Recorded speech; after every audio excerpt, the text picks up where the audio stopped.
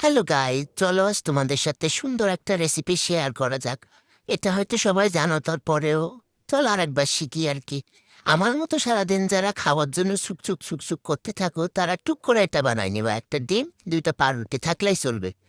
তো চলো বানাতে থাকি। একটা কড়াই বসায় নিলাম চুলার উপরে। তো এটা অনেক ঘষাঘষি করছি, তাও ফর্সা হয়নি। চলো একটু তেল দিয়ে নিই। তেলটা একটু একটু একটু দেবো। তোমরা যদি আরো কম খাও তাহলে একটু ছিটাফোঁটা দিয়ে নিবা, ওকে?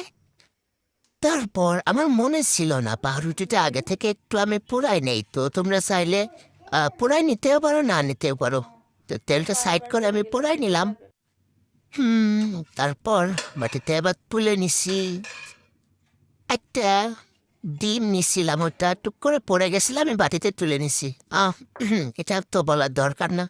বাটিতে ঢেলে নিবা কি এমনি দিয়ে দিবা? আমি ভিডিও করার জন্য বাটিতে নিয়ে নিছিলাম। ওপরে একটু নুন ছিটাই দিবা, ডিমটা সুন্দর করে চারপাশ করে দিয়ে উপরে এক চিমটি নুন দিয়ে দিবা।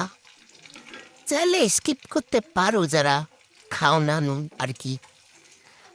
হুম, তারপর আমি উপরে পাউরুটিটা দিয়ে নিছি। সুন্দর করে চেপে চেপে দিয়ে নিছি যাতে ডিমের সাথে আটকে যায়।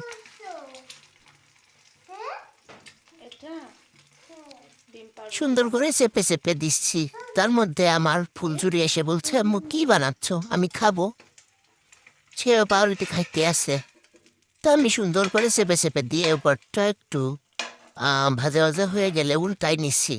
সুন্দর করে দুই পাশটা ভাজা ভাজা করে আমি একটা আর একটার উপর তুলে দিছি, লাগাই দিছি সুন্দর করে পিঠো পিঠ।